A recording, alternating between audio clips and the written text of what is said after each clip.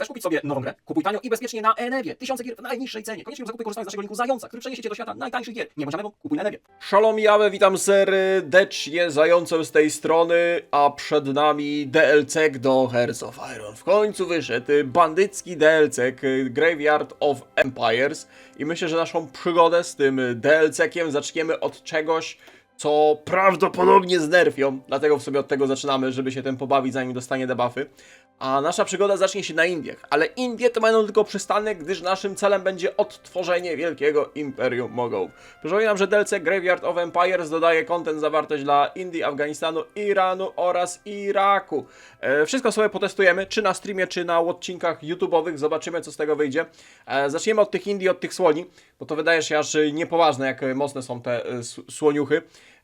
Będziemy klikać na historycznych celach. Myślę, że pierwszy raz, bo w sumie pierwszy raz będę grał tego DLC-ka. Historyczne cele, żeby zobaczyć, jak tam boty sobie radzą, co te pomniejsze kraje na zachód od nas będą kręcić. No i co? Przypominam o komentarzach do statystyk. My jak o przeklikacie, obejrzycie odcinek do końca, a my tymczasem lecimy gotować słoninę na nowym DLC-ku. Indie, jakie są, każdy widzi. Klejnot w koronie brytyjskiej. Dumny papecior UK z mocarnymi debuffami, z czego większość polega na debuffach dla naszej populacji. Mamy jeden wielki kryzys, ale nie przejmujcie się, to nie jest kryzys typu kaiserreichowy, że przez kilka lat będziemy z nim walczyć za pomocą różnych mechanik. Tutaj ten kryzys usuwa się za pomocą pierwszego celu, który trwa 35 dni. Także brawo. To jest natomiast całe drzewko Indii.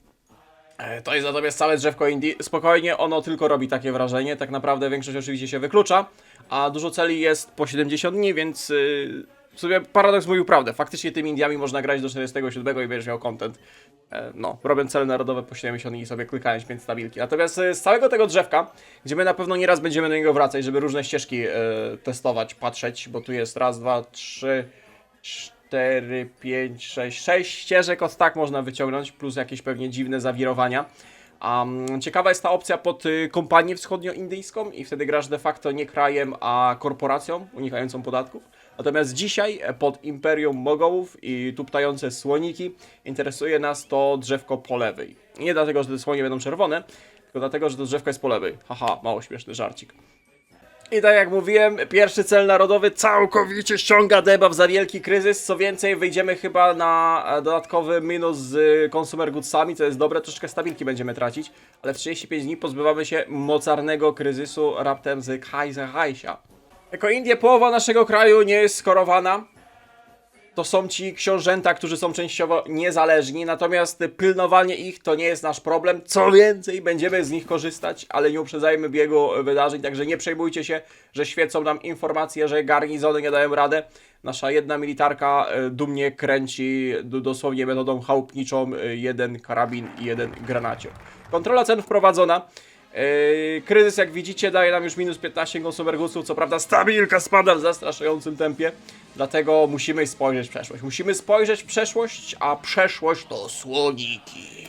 Pozyskaliśmy broń i to pozyskaliśmy broń od samego malarza pokojowego oraz Gruzina i to nie mało broni. Wywołaliśmy niepokoje na północy, właśnie na północnym zachodzie, na granicznych prowincjach, które staną po naszej stronie w przypadku wojny, a wojna nadchodzi. Może nie zaatakujemy Osmana, żeby seria nie przymulała, ale zaatakujemy aliantów. Cesarstwo indyjskie stanie w ogniu, a my rozpoczniemy naszą drogę ku wspaniałej przeszłości, aby otworzyć imperium. Powstanie w północno-zachodnich Indiach. Na dalekiej północy grupa uważająca się za prawowitych dziedziców od dawna martwego imperium zebrała pod swoim sztandarem niezadowolone frakcje, ogłosiła rozpoczęcie wojny o niepodległość. Tutaj to takie małe, takie różowe, ale to my i tu będą nasze słonie.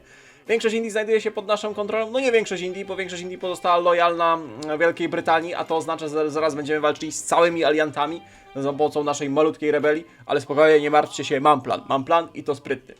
Zawieszenie broni zostanie zaproponowane, jeżeli przetrwamy rok. Jeżeli w chwili jego zawarcia będziemy okupować regiony zachodni, Pendżab, Beludżystan, północny, coś tam, otrzymamy większe ustępstwa terytorialne ku zwycięstwu. I proszę Państwa, to polega na tym, że to jest nie rok, a 250 dni i w ciągu 250 dni musimy po pierwsze nie upaść, a jeżeli chcemy więcej w konferencji pokojowej, to musimy zająć region zaznaczony tutaj na biało. Te Pendżaby, tam Kaszmiry i tak dalej w okolicach Delhi. To będzie nasz cel.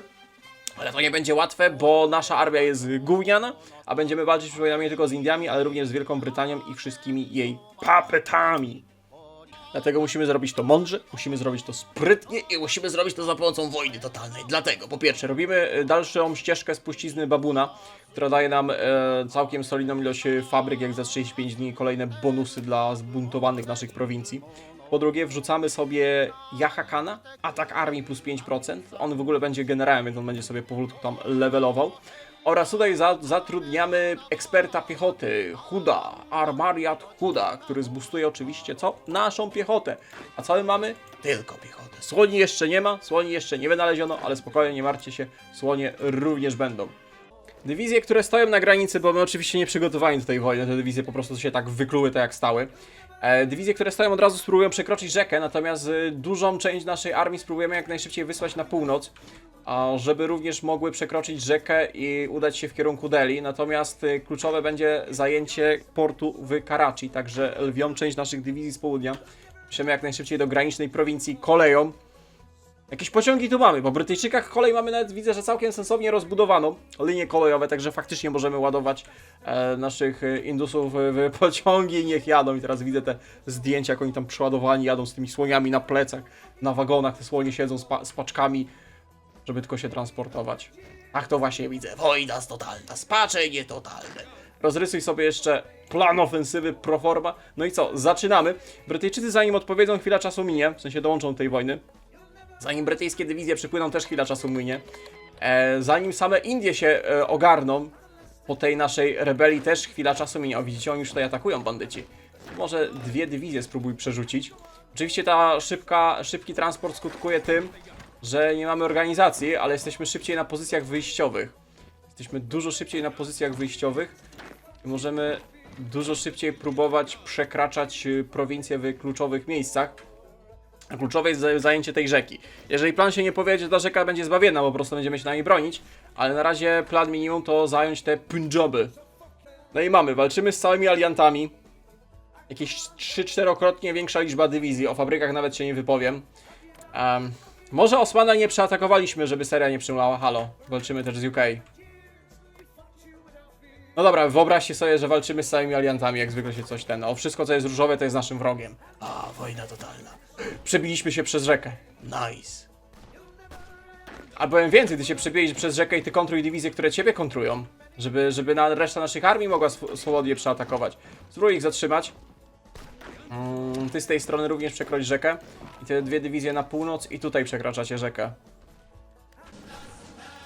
Pierwszy kociołek wyparował, nice, ładnie przebicie. Jedną rzekę przekroczyliśmy, idziemy na drugą rzekę. Jak tu, bo tu czas leci, 234 dni zostały, żeby kontrolować w całości te wszystkie statey na północy. Nie jest łatwo, udało się założyć oblężenie portu w Karachi. A się wścieknęli w tych 2 miejscach, gdzieśmy się przebili, ale to dobrze, bo dużo dywizji kontrują, znaczy dużą liczbę dywizji poświęcają, żeby atakować nasze pojedyncze, a my tymczasem zajmujemy sprytnie kluczowe prowincje dookoła. Tegom chciał, taki był plan. Kolejne 100 pp na organizację dywizji plus 8. Przebiliśmy się w górach pod Jammu, idziemy bezpośrednio na Delhi, bo tu nie ma żadnych dywizji. Większość dywizji skupiliśmy gdzieś w środkowym odcinku. Karachi też padło, więc to jest great sukces. Nasza dywizja zajęła Delhi, tuż obok jest Taj Mahal, nowy landmark, uwaga, daje zawrotne 5 stabilki. Bardzo fajna rzecz. Zajęliśmy takim tasiemcem troszeczkę, wykorzystując przebicie sobie przeszliśmy. Cała linia frontu jest przepuszowywana. Linia rzeki powoli zostanie za naszymi plecami. Tutaj za niedługo, jeżeli dobrze pójdzie, to ta dywizja odetnie te dywizje induskie na północy w kociołku. Ależ piękny kociołek kręcimy. Nie dość, że te dywizje już są pozbawione zaopatrzenia, to pół indyjskiej armii odetniemy na północy właśnie w tych Peszwarach, Punjabach. Ta dywizja stoi w Delhi, pilnuje, żeby nic tutaj nam się nie zesantowało, nie zajęło ważnego supply huba. A gdzie ty, karypelku, uciekasz? Patrzcie, jak dywizje zabierają z południa, gdy na północy im się front sypie. A gdzie ty, karypelku, uciekasz? Lubię takie te szaszki, te jak civil warowe. I trzeba przypocić, popącić. Weź go zatrzymaj, bo on tu brzydkie rzeczy robi. W sumie możesz leciutko pomóc tą koleją. A wy, moi drodzy, jak już tu przejechaliście koleją, właśnie, to możecie zacząć się lekutko rozwijać. Nie no, robimy największe okrążenie w historii północnych Kaszmirów, Himalajów i induskiej wojny o stworzenie wielkiego imperium Mongołów. Tu sobie bezkarnie biegamy na południu już. bo większość dywizji jest na północy, a chłop kontuzję załapał, rozumiesz? W takim momencie jeszcze troszeczkę i domkniemy ten kociołek i wszystkie te dywizje będą tutaj odcięte. To w ogóle już nawet przepuszowujemy te dywizje, które są odcięte. Nice, tego chciał. Mamy kociołek, już nawet 2 kociołki powstały i całkiem linia frontu pada. Na razie jest fajnie, bo jeszcze nie ma Brytyjczyków, ja wiem, że oni płyną, ja wiem, że oni tu ściągają całe swoje imperium, żeby tylko pokrzyżować nam plany. Nice, kolejne keski spadają. Pokaż straty, jak to wygląda obecnie. 7000 do 61 000. Nie żebyśmy musieli się przejmować manpowerem na tych Indiach, bo jak pozdejmiemy wszystkie debuffy za społeczeństwo rolnicze, to potem mamy tego manpower pod dostatkiem, ale i tak cieszy. Uwaga, zając daje mądrości. Zając daje mądrości hojczanowe, które już od dawna w sumie powtarzamy. Wojna domowa. Klucz do zwycięstwa jest zmniejszenie liczby dywizji przeciwnika, bo oba strony walczą gównianymi dywizjami, zwykle piechotą. Więc żeby szybko, łatwo zyskać przewagę, jeżeli nie możemy tego łatwo skapitulować, to po prostu obtaczać dywizję wroga, atakować tam, gdzie go nie ma i eliminować mu ile się da. Każda strata takiej dywizji to jest potężny cios dla tych imperialistów z zachodu. Mieliśmy 240 dni, żeby zająć ten Pendżab. W ciągu 200 dni to ja ci całe Indie zajmę. Szkoda, że nie będziemy mogli chyba więcej uzyskać niż to, co tam na północy kontrolujemy. Bo my idziemy po wszystko.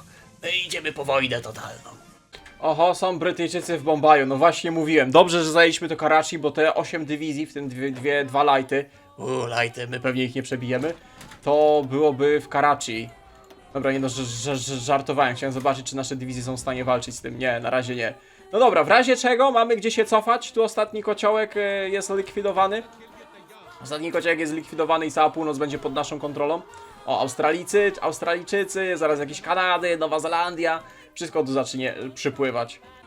Brytyjczycy wpłynęli do Bombaju, zobaczcie, i ten burdul, co tutaj jest, i wypłynęli. Nie ma już ich. Uciekli, rozumiesz? Z racji tego, że na froncie idzie dobrze i musimy czekać, aż zakończy się ta wojna, zrobimy lokalne biura werbunkowe. One leciutko nam zbijają debuffy za społeczeństwo rolnicze, ale co 12 miesięcy, czyli w sumie co rok, będzie to kolejne debuffy ściągać. Znaczy, my szybciej chyba i tak się ręcznie tego pozbędziemy, niż czekając aż to co roku się wyzeruje, bo to jest minus 72% i o 3% jakbyśmy czekali co roku, no to trochę faktycznie od tych lat 60. można grać tymi Indiami, ale my gdzieś tam w drzewku będziemy mieli szybsze możliwości bodajże walki z wielkim głodem. Ej, co tu się wydarzyło? To nie ja te miasta podpaliłem, co jest? To nie my, to nasze samoloty? Nasze samoloty nie latają, halo, kto tutaj zbrodni... O, już się nie pali, nie, dalej się pali. Co tu się wydarzyło? Nie wiem, ale straty 12 000 do 127 000. Brytyjskie Indie zaraz w ogóle skapitulują całkiem. Totalna dominacja. Jak ja uwielbiam te takie wojny domowe. Aż bym sobie na Kaiserreichu takiego Civil War amerykańskiego przyklikał. O, stare dobre czasy. No i mamy kapitulację. Ja! Faktycznie mieli trochę tych dywizji u siebie. Pytanie, czy to będzie uwzględnione, że my całe Indie widmo zawieszenia broni. Powiedzie się, jeśli nie istnieje. Czy my to się załaduje i dostajemy tylko to, czy jednak fajnie, żeśmy to dostali, bo dalej mamy fabułkę, żeby walczyć z tymi Indiami. Ponownie po zawieszeniu broni. Także zobaczymy, przetestujemy. A bo Birma jest, no tak! Przecież Birma jest po stronie Brytyjczyków. To jest cały nam front z Birmą. I desant mamy. O cholipka, nie, desanty! Haha, ten desant będzie waszym grobowcem. Ale nie, poważnie to będziemy musieli chyba część dywizji na garnizonowanie ustawić. A jeżeli chodzi, bo Brytyjczycy mają masę wysepek, masę kolonii, z których mogą przypływać i lękać. Poprawka, my w te 240 dni nie skapitulujemy całych Indii, tylko całe Indie razem z Birmą zajęliśmy. No więcej się już nie będzie niestety dało zająć, bo blokuje nas coś takiego jak woda. Tak więc rozstawiamy się w portach i czekamy, aż Brytyjczycy łaskawie poproszą nas o zawieszenie broni. Tylko szkoda będzie oddawać większości tego, co zdobyliśmy, no ale tak nam będzie kazać fabułka. No i co ty robisz? Bez portu się desantujesz i po co i na co to? Oni już stracili ponad 250 000 żołnierzy, rozumiesz?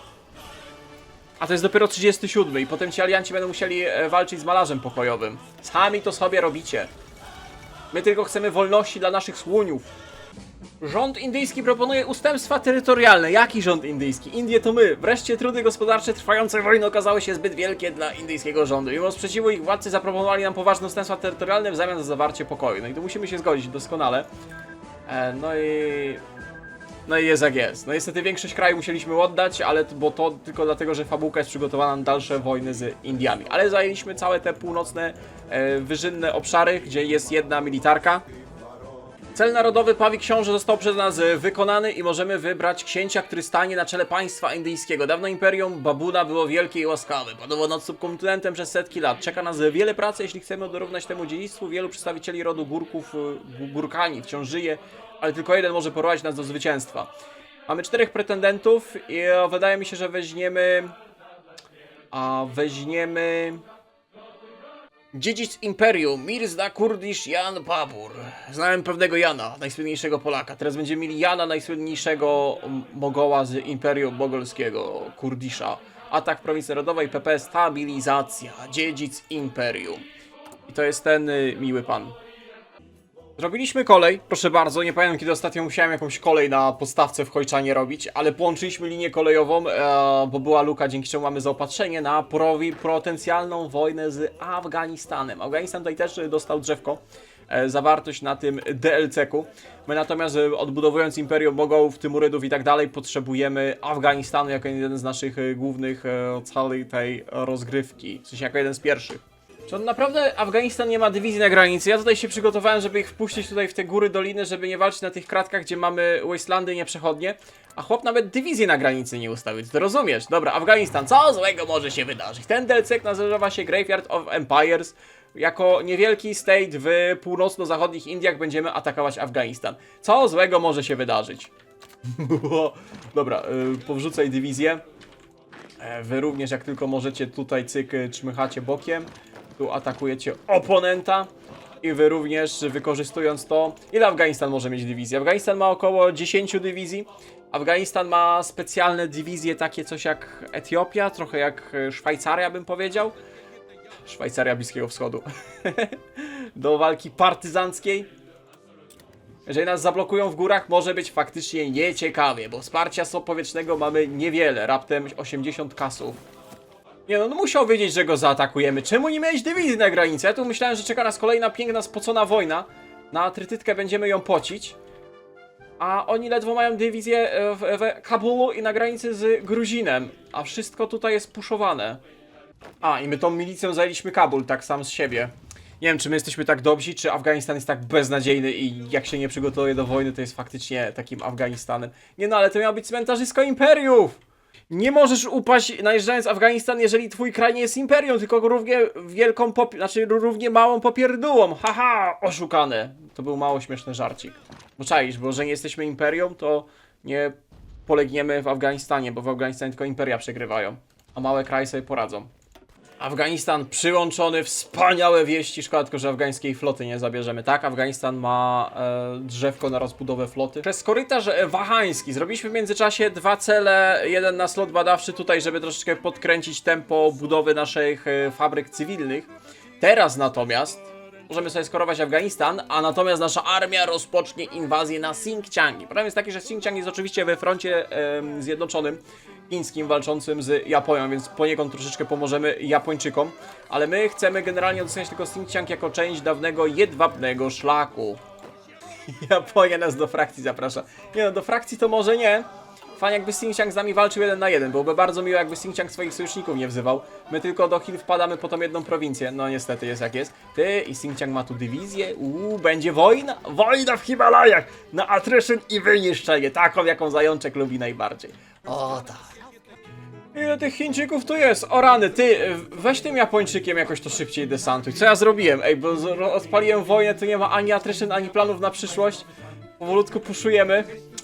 Ale my jeszcze nie mamy takich dobrych dywizji górskich, żebyśmy tu robili, rozumiesz, taką inbę. Ani słoni jeszcze my nie odblokowali. Polipka. Nie wiem, czy to dobre było. No dobrze, być może troszeczkę naważyłem bigosu, chciwie atakując Xinjiang, ale myślałem po pierwsze, że Chińczyki nie wezmą udziału jak walczą z Japończykami, a po drugie jak już odpowiedzieli, że Japończycy to wykorzystają, jakoś mocniej będą się desantować. Ale mam plan trzeci. Mianowicie wykorzystamy kartę Afganistanu. Tu jest takie przejście, to nie jest tak, że zapomniałem, że tu jest granica i że tu dywizje chodzą. Nie, w ogóle o tym nie zapomniałem. Ale wykorzystamy to i wykorzystamy Afganistan. Wpuścimy tu tych Chińczyków, a że Chiny były imperium, to pogrzebiamy ich w Afganistanie. Mało śmieszny żarcik. O, przybyliśmy się! Ten Afganistan będzie waszym Afganistanem! Odcięliśmy kilka chińskich dywizji w Afganistanie. Można. Mój geniusz spaczenia nie zna granic, ale serio to trochę odwaliłem. Powinniśmy najpierw te Indie atakować, ale ja chciałem na szybko Xinjiangi, póki Japończyki wygrywają, bo potem tego nie zdobędziemy, no. Chciwość zająca! Armia przełamanie siła przeciwko żywej. Robimy Grand Battle Plana, bo nie wiem w sumie, docelowo będziemy pod słonie i dywizje górskie biegać, a więc Grand Battle Plan brzmi jak nie mam pojęcia. Współczesne słonie, rozumiesz? Dostaliśmy 2 dywizje słoni. Serio, dostaliśmy 2 dywizje słoni i to są 2 dywizje słoni. Na razie to są takie słoniątka, ale docelowo można zrobić spasione, niepoważnie mocne pod soft attack i przełamanie dywizje słoni. Obecnie te słonie będziemy puszczać w nasze himalajskie góry. Ten Afganistan będzie waszym Afganistanem. Jezu, jak ja jestem z siebie dumny, że ja wykorzystałem Afganistan do tego, żeby tu machnąć Chińczyków. Rozumiesz, że jest Graveyard of Empires. Spokojnie, może wam się tylko wydawać, że nasze dywizje zostały obtoczone. Tak naprawdę one są szczęśliwe, pełne zaopatrzenia i woli w ostateczne zwycięstwo. Powiem więcej. One są tak szczęśliwe, że aż klikniemy kolejną doktrynkę. I tu coś jest pod konie. Słonie to konie. Konie to słonie, słonie to konie. Bierzemy atak piechoty. Patrz, słoń patataja. Słoń patataja po naszych tych górach himalajsko-tybetańskich. On idzie. On kroczy, żeby deptać w wojnie totalnej Chińczyków. Rozumiesz? A czekaj, bo my z tym fioletowym my tu wszystkim walczymy. Nie no, front się załamuje, ale tu supply huba budowałem. O Jezus, w połowie mamy zbudowanego niepotrzebnego supply huba. No jest jak jest. Pierwsza bitwa naszego słoniątka. Patrz jak walczy. Jak spuszował tego Chińczyka. O to chodziło, tego bym chciał. Nasza górska przebiła się przez w sumie stolicę tego Xinjiangu. Jedną, drugą. Także tutaj mamy kolejny kociołek. Może ten Afganistan nie będzie waszym Afganistanem. Patrzcie, oni tu się bronią. Nie wiem już ile dywizji wyparowało. Ale kolejne są niszczone. O, oni skapitulowali. Nice! Xinjiang kapituluje. Wielki sukces. Likwidujemy kociołki, które pozostały na plecach. Wchodzimy powoli w Xibei-san. Ma wojna totalna, ja! A musimy... Uruchumi... A, my nie musimy tego spisać. Wystarczy, że będziemy to kontrolować. I rozbudowa jedwabnego szlaku. 70 dni, kolejne fabryki, cywilki, inwestycje kolejowe, punkty zaopatrzeniowe. O, to jest mucio ważne. Kolej. Proszę Państwa, Polska kapituluje gdzieś tam daleko w Europie. Polska kapituluje. My tymczasem utknęliśmy w tych środkowo-północnych Chinach. Mam nadzieję, że Japończycy jakoś to lepiej dopuszczają, bo nas męczy całkowity brak zaopatrzenia. Robimy rozbudowę szlaku jedwabnego. To powinno nam lekutko pomóc pod kątem budowy supply hubów i nawet dostaniemy jakieś linie kolejowe zaopatrzeniowe. To leciutko wspomoże. Jeszcze cywilki, fabryki wojskowe. Piękny cel narodowy. Potem mamy dalsze możliwości ekspansji. Na razie trzeba niestety skończyć wojnę w Chinach. Republika Syrii kapituluje, bo Irak teraz może iść właśnie pod Malarza historycznie, gdzie próbowali, tylko że Brytyjczycy szybko ich tam spacyfikowali. A teraz widzę, że ten Irak to tak sobie całkiem nieźle radzi. Radzi. Ja mam nadzieję, że my zbytnio tą naszą wojną Brytyjczyków nie słabiliśmy, bo nie wiem, czy wiecie, my zaraz znów będziemy atakować Brytyjczyków, bo musimy skończyć ten burdul w Chinach. Więcej warscora, wojna na wyniszczenie. Większość sprzętu, jak sobie sprawdzałem w statystykach, straciliśmy przez attrition. Nie na bitwach z Chińczykami, tylko przez attrition. Mamy kapitulacjonem, 251 punktów, cholipka, 251 punktów to niewiele, ale patrząc, że to my zajmowaliśmy te prowincje, to może wystarczy, żeby sobie przytulić tutaj do serduszka, to co wywalczyliśmy, dużym kosztem, 239, Japończycy nie są zainteresowani, my tu sobie zabierzemy potem może prowincje, żeby mieć fajniejsze pozycje wyjściowe na jakieś Birmy, Indie, no i pasztej to Xiben-Sanmaje, rozumiesz, żułany nawet możemy przytulić, dawaj wszystko. Dobra, coś my tutaj ugotowali. Fajna była ta wojna, w sensie kompletnie się nie spodziewałem, że będziemy tak ciężko przebijać się przez te góry. Ja myślałem, że Xinjiang po pierwsze w ogóle nie wezwie sojuszników do pomocy i oni będą tam walczyć u siebie, a my u siebie. No ale dobra, wyszło jak wyszło. Afganistan był ich grobowcem, Afganistan był ich Afganistanem, a nam się udało zabrać coś takiego. Spokojnie, zaraz będziemy poprawiać granice, bo te wszystkie Tybety, Nepale, Indie to będzie część naszego oczywiście imperium. Styczeń 40 to jest moment, kiedy możemy dać do produkcji coś innego niż tylko karabiny dla naszej armii. No jest jak jest, ale patrzcie, ile że nam się udało zrobić tymi początkowymi dywizjami. Chyba jedną czy dwie gdzieś tam w kociołkach na wypaleniu straciliśmy. Ile napisu na mapie żeśmy wciągnęli. Tybet je mogolski, rozumiesz? Tybet je mogolski? Kurde, nawet nie zdążyłem czegoś błyskotliwego powiedzieć, jakiegoś mało śmiesznego żarciku. No cóż, że Tybet został włączony w granice naszego imperium. Teraz pora na przepotężny Butan. Czy Butan przeciwstawi się naszym słoniom? Ani Butan nie przeciwstawi się naszym słoniom, ani Nepal nie przeciwstawi się naszym słoniom. Imperium Mogołów powstaje. Łatwiejsza część za nami. Teraz będziemy musieli przygotować się na drugą wojnę z Indiami. Dzięki naszym zdobyczom terytorialnym mamy niesamowicie długą granicę i rozciągniętą. Chociaż w sumie, czy my musimy bronić tych Chin i Himalajów? No chyba nie. Naszym celem powinno być zalanie Carstwa Indyjskiego. Wniosek jaki na razie mam, to poza tym, że oczywiście mocna ścieżka te Imperium Mogołów, słoniki mocne, bonusy mocne, to mamy za dużo political powera, aż totalny nadmiar political powera.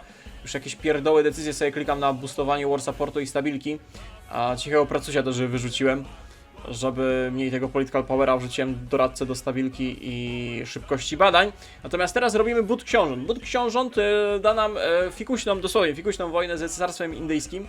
Ponieważ nie dość, że je zaatakujemy, to jeszcze zbuntują się książęta, którzy staną po naszej stronie, no i chyba potem docelowo dołączą do naszego Imperium Mogołów.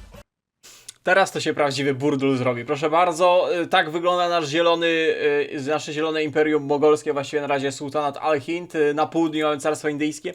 Wypowiadamy wojnę. Burdello bum bum, proszę Państwa. Powstały książęta, którzy opowiedzieli się po naszej stronie. Oczywiście nie żebyście zbyt dużo oczekiwali od paradoksu. Nie dość, że oczywiście nie mają drzewek, nie mają... Mają chyba początkowo tylko dywizję dostali, a niektórzy mają po prostu randomowe postacie zamiast jakichś tam historycznych książek powrzucanych. Tu mamy chyba historycznego księcia. Ale ci książęta stanęli po naszej stronie i pomogą nam w walce o wyzwolone Wielkie Indie. Oczywiście będziemy walczyć ze całymi aliantami, póki co nie ma jeszcze USA. Jeżeli chodzi o wojnę światową w Europie, no to Niemcy, znaczy Teutoni zrobili to, co mieli zrobić malarzem pokojowym, Grecję kończą. I na razie utknęli po Alamein. To jest dla nas dobra wiadomość, bo my po ogarnięciu Indii oczywiście potem patrzymy na zachód. Czy wy poradzicie sobie z tą wojną na autopuszu? Bo nie dość, że linia frontu się... O, Sind kapituluje. Widzę, że niektóre już nasze sultanaty skapitulowały. Nie dość, że linia frontu się przesunęła, a z naszych pozycji wyjściowych, tak, oni wszystkich wezwali do wojny. Adi teraz nas zaprasza do swojej frakcji. Docelowo u Adiego moglibyśmy być, ale nie musimy, nie ma takiej potrzeby. Naprawdę nasze interesy przez długą część czasu będą zbieżne. Jeżeli chodzi o malarza pokojowego, pa jak słonie tu ptają, to są już nasze nowe słonie rasowe. Co prawda jeszcze nie wyszkolone i bez sprzętu, ale powoli templatka słoniowata powstaje. Takie tam tuptusie mugalskie. Jest bongo kelgijskie przypłynęło ratować brytyjski brytyjski klejnot w koronie. Bardzo miło ze strony bonga kelgijskiego, że również się pojawili podczas naszej imprezy. Drugi raz będziemy zdobywać Bombaj. Czy Brytyjczyk właśnie odpuszcza kluczowy port w Bombaju? Zaatakujmy go, żeby tu nic nie wpłynęło w międzyczasie. No właśnie. Także te keski będą spadać. Dawaj to dywizjo, dawaj, bo to jest mucioważne, żeby ten Bombaj zdobyć. O cholipka, my nawet mamy kolonię na Półwyspie Arabskim. Ten Aden się zbuntował i dołączył do naszego imperium. Kurde, jakbym wiedział, to bym tu dywizję wysłał. Chociaż chyba powinniście się sami obronić na tym porcie. To będzie przydatne, jakbyśmy chcieli się dalej desantować gdzieś na Kairy, czy pomóc Bebiciemu w Etiopii. No patrz, jak bandyta mi się uwziął na słonika kalkutańskiego. Nic po jeden. Słoniątka nasze by tym Brytyjczykiem kąsał. Już tu deptamy naszymi tuptusiami. Ależ to jest potęga. Patrz jak tego konia, jak tą dywizję kawalerii zmasakrował. O rany, jak jeszcze byśmy mieli wsparcie powietrzne, kasiki, doktrynka, wytentegowana templatka. Powalone są te słonie. Powalone. Szybko skapitulowanie, nawet nie musieliśmy w większości zajmować terytorium. Podoba mi się, że tutaj pewnie jest nie wiem, z 30-40 dywizji aliantów. Wystarczy teraz dopchniemy do Birmy i to wszystko będzie odcięte w tych Himalajach. A nie, sorry, Birma nie ma żadnego portu? Znaczy ma supply huba jako stolica regionu, w sensie państwa, ma własnego supply huba z torami i tak dalej, ale nie ma portu. Nice.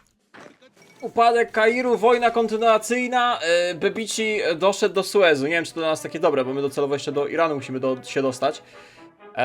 Związek Radziecki też nie omieszka poznać potęgi naszych słoni. My tymczasem zrobiliśmy kociołek de facto z dywizji brytyjskich w Birmie i Himalajach. Te Himalaje będą waszym Afganistanem. Tak. O nie, stolice, ty, poczekaj, bo oni jeszcze muszą skapitulować. Bo teraz tu mają supply huba, nie? Wywaliło im. No oczywiście, że im wywaliło, bo stolica magicznie się pojawiła. Nie, to ma być wasz Afganistan! Kapituluj!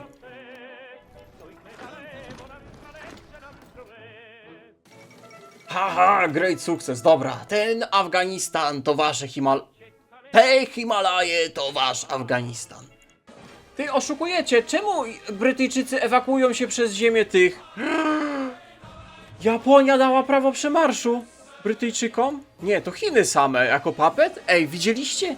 No nie, wy powinniście Hongkongi atakować. Malaje zajmować, guma, bitwy morskie. No nie no, czmychnęli do Chin ci Brytyjczycy, ale oszustwo. No dobra, ale przynajmniej część tych dywizji wpadło w nasz Afganistan. Graveyard of Empires. A jak tytuł DLC-ka? Macie Graveyard Empires? Macie Imperium Brytyjskie ginące na naszych attrition? Macie. Tegom chciał. Dobra, ostatnie keski brytyjskie pospadały. Rozumiem, że my tych książąt zanektujemy, bo to trochę dziwnie będzie wyglądało. W sensie w Europce jeszcze by przeszło, ale no w Hearts of Iron taka liczba gównopapetów raczej byłaby średnia. Chociaż każdy z nich sproi cele na jedną fabryczkę cywilną w 70 dni, w tym stokowym drzewku. Faktycznie oni robią przemysł. Moglibyśmy poczekać, aż zrobią ten przemysł do końca, ale pal licho, my i tak będziemy mieli zaraz taką bestię przemysłową, że to nie ma znaczenia. Chcecie mi powiedzieć, że Bebici stracił Egipt tylko po to, żeby dropnąć się desantem morskim do Kenii z naszych portów, jak dałem mu prawo tego dokowania? Nice, podoba mi się to. Szykujemy się z inwazją na Iran. Persja była oczywiście częścią Imperium Mogołów, przynajmniej jej wschodniej części. Także jako zdobywcy Persji ruszymy na zachód i uratujemy, w sensie wyzwolimy Kair spod brytyjskiej okupacji. Iran oczywiście też ma nową zawartość, jakieś pierdoły porobił. Iranem jeszcze nie miałem okazji zagrać. Ale on poszedł tutaj historycznie, więc historycznie pewnie z czasem by oddał północ i południe tego prowincji swoich w Związkowi Radzieckiemu i Wielkiej Brytanii. Tak mi się wydaje. Badaj kolejne samoloty. My jeszcze nic z samoloty nie mamy de facto zrzucone. Nasze słonie raczej tuptusie powinny sobie bez większych problemów poradzić, a widzę, że Japończycy na z drugiej strony również... Oho, desant. Czy nasze dywizje sobie poradzą antydesantowe? Tych dywizji antydesantowych mamy sporo, 80. Ale powinniście sobie poradzić. To w ogóle Australia się desantuje, tutaj na prowincję bez portu się dropnęli. Także ładnie. Japończykom możemy brać prawo dokowania, jak sobie zajmują te wyspy dookoła. No oczywiście, że Iran od razu wskoczył do aliantów. Etiopia, irackie dywizje, ale to nie zatrzyma nas nie zatrzyma naszych tuptusiów w drodze na Teheran. No chyba, że supply huby totalnie nam się skończą i tu mamy supply huba, którego trzeba podłączyć linią kolejową do naszego zaopatrzenia. Przewija się tu wzdłuż granicy. O właśnie, keski jeszcze pospadały, nice. Zajmujemy tutaj, bo tu będzie dobrze zrobić... A, tu już jest supply hub, świetnie. To nie buduj tego supply huba, tylko znowu podłącz tory. Tory na drugą stronę, pyk, tutaj podłączyłeś, więc już jest pięknie zaopatrzenie. Dalej lecicie na autopuszu. Podoba mnie się to. Amerykańskie dywizje piechoty broniące Iranu przed tuptającymi słojami Imperium Mogolskiego. Takich oto czasów doczekaliśmy w Hearts of Iron 4. Jesteście z siebie zadowoleni? Pytam się, czy jesteście z siebie zadowoleni? Że takiego Chojczana mamy. Mamy takiego Chojczana, na jakiego zasłużyliśmy. A my zasłużyliśmy na wejście naszymi dywizjami do Teheranu. No, chyba nasze słoniki zdobędą Teheran. Weź tu skontruj dywizję. I dwie dywizje naszych słoników rzuć na tego śmiesznego, na tą śmieszną amerykańską tankietkę. Dawaj potężnego słoniura. To jest potęga Bliskiego Wschodu, a nie jakieś śmieszne czołgusie. Co to ma być? Piechotą możesz tu flankować. Pyk, jaka bitwa o Teheran. No i mamy, słonik w Teheranie. Tego bym chciał. Piękna kapitulacja Iranu. Amerykańskie dywizje okrążone w Iranie. Piękny delcek, piękna fabułka się tworzy. Keski jeszcze spadają. Turcja jest neutralna, a widzę, że malarz pokojowy powoli podchodzi pod pola roponośny Kaukazu. Chociaż tutaj bagien Białorusi do końca nie zdobył. My mamy swój Afganistan, a oni mają swoje bagno. To jest ich bagno i oni go nie oddadzą. Dziś rano rząd irański przedstawił nam propozycję zakończenia działań zbrojnych. Czekaj, Iran. W zamian za co państwo stałoby się naszą marionetką, to szybko zakończyłoby wojnę, pozwoliło nam skoncentrować się na ważniejszych celach. To jest ścieżka Iranu, w sensie w tym DLC-ku dodana, że Iran ma tam kilka celów mechanik, żeby bronić się przed majorami. Jeżeli skapituluje, to może, albo zacznie przegrywać, to może właśnie złożyć propozycję przysięgi wierności i wtedy staliby się naszym papetem i dostaliby jakieś tam małe, gówniane, ukryte drzewko. No nie, to nie wchodzi w grę. Walczymy dalej. Właśnie obtoczyliśmy rzymiańską stolicę, co prawda mają jeszcze port, ale nawet amerykańskie dywizje mi nie pomogą. Jezus, jakie to jest abstrakcyjne. Jesteś sobie amerykańskim żołnierzem, gdzieś tam z Teksasu. Wysyłają cię, żeby bronić stolicy Rzymian, a tutaj szarżują na ciebie spasione mogolskie słonie. Ale kreski pospadały. Zrób mi tak jeszcze. Dobra, bo w sumie co, do Bonga Kelgijskiego słoniami puszować nie będziemy, nie? Prawda? Prawda, że nie będziemy słoni naszych do Bonga Kelgijskiego wysyłać?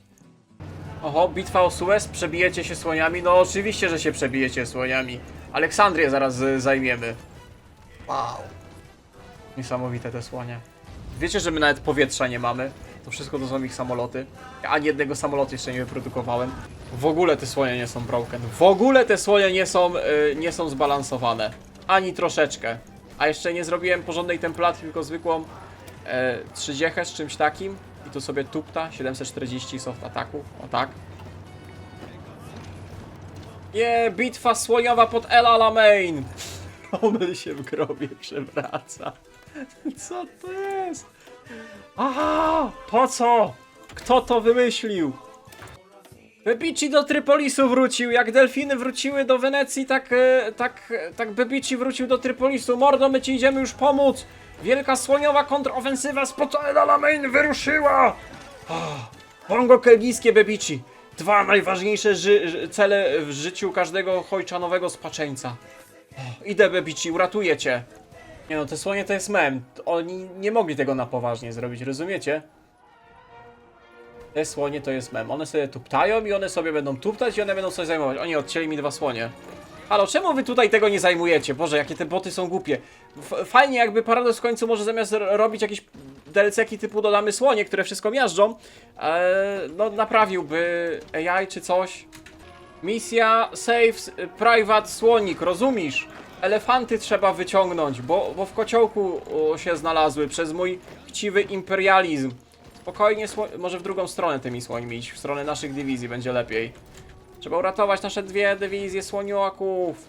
Podoba mi się, jak oni sobie siedzą i te słonie są wielkie, a potem siadają się strzałem i te słonie są już malutkie. Wytrzymajcie, dobra, słoniki uratowane, szturm na Bengazji. Dotyka dywizję i to paruje. Jakbyśmy jeszcze jakieś flame tanki dodali, inne gówna. O Jezus. Idę, Bebici, poczekaj! Słonie! Słonie biegną! Tuptają słonie! Bebici, spotkamy się na piaskach pustyni, tak jak było przewidziane, zapowiedziane przed wiekami. Cześć, Bebici! O, wspólny kociołek słoniowo-bebiciowy. A tutaj jakie słodkości. Dzień dobry, dzień dobry. O, więcej zbrodni wojennych za pomocą słoni. O. Sorry. To granie w to nie jest dla zdrowych ludzi. Porobiliście wszystkie cele na tego? Na drzewka? Faktycznie porobili wszystkie cele na drzewka przemysłowe, także dwór bogołów anektujemy. Ponadto wszystkie te ziutki, którzy są historycznymi przywódcami, dołączą do nas jako doradcy. Dwór bogołów, potężnych bogołów. A nie, to się nie zaanektowało, my po prostu doradców dostaliśmy. Halo, ja chcę zaanektować to, ja chcę mieć ładny napis. No fajne ci doradcy. Koszt aneksji minus 20. Ale że my musimy ich ręcznie anektować, a za pomocą mechanik chojczanowych, czytaj nawal im sprzętu albo ich rozbuduj i zaanektuj. Jaki oni mają poziom tego? zarządzania. Kolonia i potem jeszcze jeden trzeba by wzbić. O rany. Nie, to się nie dzieje. My doszliśmy do bonga kelgijskiego. Nie, to się nie dzieje. Ja mam flashbacki z Bebiciego. Może to nie będzie dosłownie Bebici na Total Warze, ale... Poczo, dobra, dalej nie idziemy. Stop! Stop! Dalej nie puszować! Halt! Koniec, starczy przestrzeni życiowej dla naszych słoników. W ogóle nasz szefu... Nie szefu, kto nas dostał? My dostaliśmy ducha narodowego. Pawitron. Atak kawalerii, obrona kawalerii. 10-15. Czyli nasze słonie są jeszcze mocniejsze, bo słonie to kawaleria. Słoń to koń. Koń to słoń.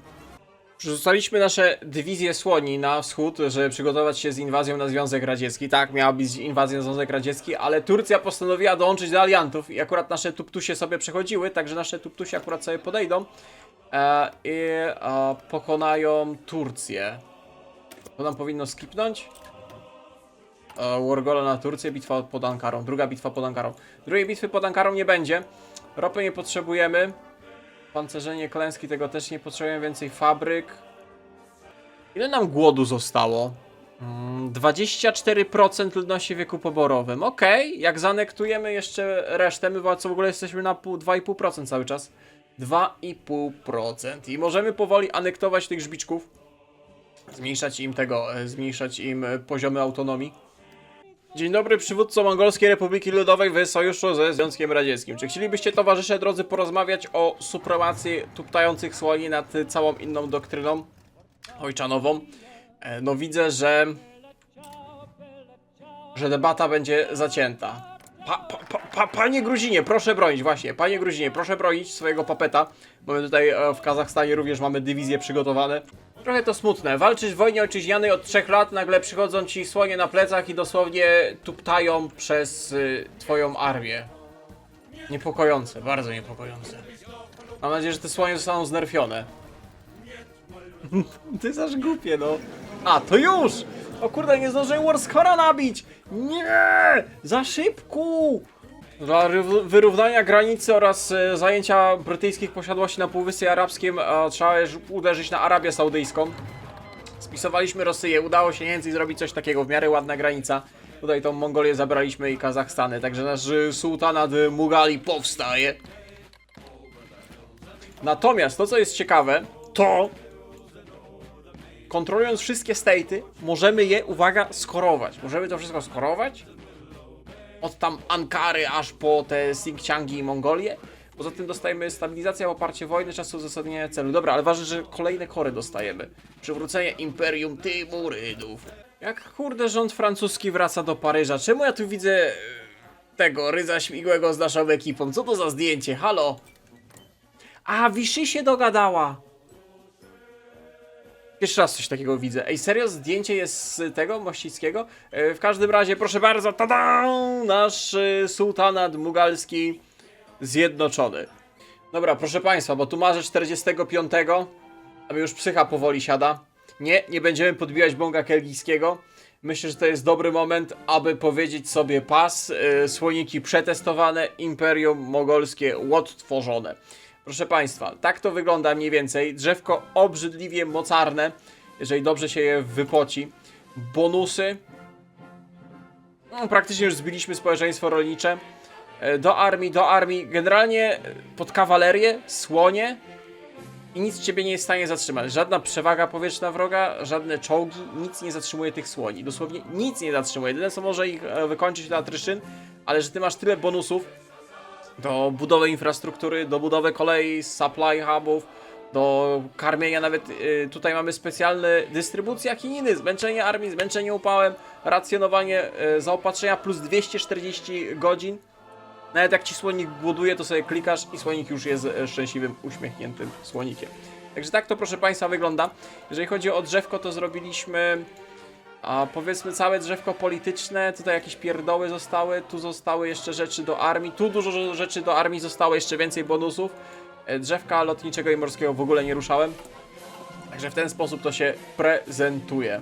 Może jeszcze wisienka na torcie, weźmiemy nasze słoniki i puścimy je z atakiem na bongo kelgijskie. Patrz jak ich wypalają. Wiem, że oni nie mają zorganizowania, i są troszeczkę głodują, ale od takie 1000, zwykła 30 pustych słoni, w sensie same słonie. Pato, oni przy 60 się wycofali.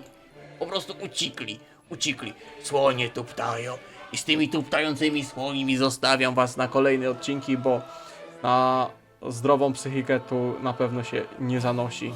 Mam nadzieję, że te słonie zostaną znerfione, także korzystajcie, bawcie się tymi słońmi, dopóki nie zostaną ogarnięte, bo to jest bez sensu. Dziękuję za uwagę, do następnego. Cześć.